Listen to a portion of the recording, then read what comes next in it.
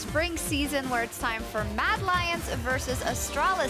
Astralis have a brand new lineup for the season, and I'm joined by Caedrel for a closer look at their opening game, specifically how they set up the team fights. Caedrel, what are you going to show us today? So I'm just going to show you how team fights work in general, and when you don't draft a team fight composition, which Astralis didn't really draft a good one against SK's comp, how hard it becomes to you to actually initiate these fights and get good engages. So I'll start with the first clip here. So you can see White Knight's actually moving down towards the bot side to clear out the bot wave. And there's going to be a fight on this dragon. Now, the big problem that Astralis face in this team fight before it starts, first thing is Zanzar has got hooked. And the second thing is all of his carries are sitting in this choke point.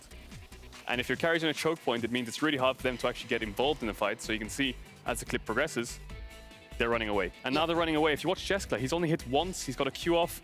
Nukdog does get a good shockwave. Jess is getting a few autos in, but in the end, they're running away.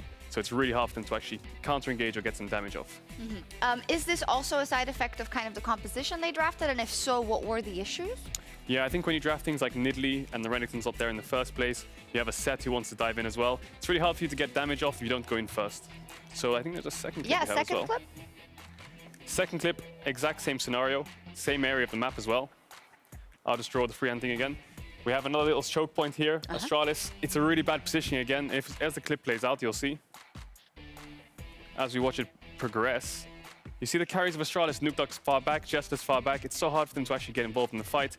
Promiscue decides, well, let's try and get them their front line into our back line. Doesn't really work. Jeskla and Nukdog, if you keep your eyes on them, they're not really hitting anything. They're far back in the fight, and they just lose their front line before the fight starts. So this is just a whole problem you face when you play these non-team fight compositions with like no point and click engage like a Hecarim. So in this situation, of course, this just happened. So logically, maybe they should have said, well, hey guys, let's not go into that choke point again. But that's easier said than done when you're in kind of your first games on the LEC stage or in the Rift. It's much easier said than done, especially when you want to contest Dragon on blue side. You have to get into that choke point and get into the river. So SK played well. They stopped them getting into the choke point. So that's two examples from the choke point. I think we have a third one as well, just to kind of put the nail in the coffin of how these team fights are not going in Astralis' favor. And now this is a bit of a 4v5, but the problem is they have to face check. And if you have to face check, it's really hard for you to get the good engage. So Treat gets the hook, and if you keep your eye on Jeskla and Nukdog on the side here, these two players, these are the main damage dealers Astralis need to start doing damage. Zanzar is not going to provide too much in the fight. These are the people that need to hit, and you can see Jeskla goes for the wave.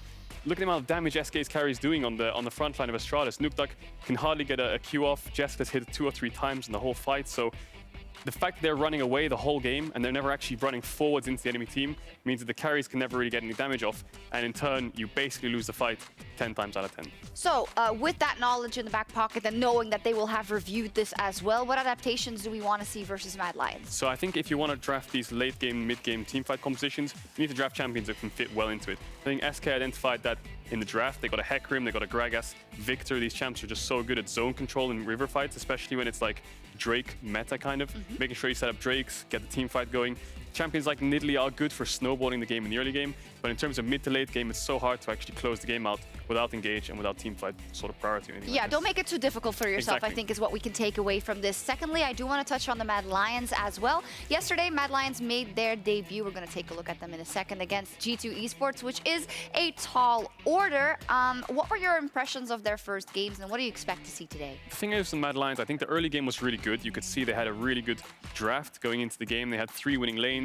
Elyoya in the jungle matchup got some kills. They picked up the first tower and stuff like this. The problem is when the first towers, the tier 1s were taken down, kind of looked like they were pulling the trigger a bit too much individually. Not so much the team, but I think that Humanoid jumping in too aggressively, stepping up too far in mid waves, just gave G2 kind of free kills here and there, which allowed them to kind of claw back in the game and get objectives. Yeah, and of course G2 is the team least likely to not capitalize on the mistakes of their enemies, so both teams are looking to bounce back after day 1. So let's see who pulls it off.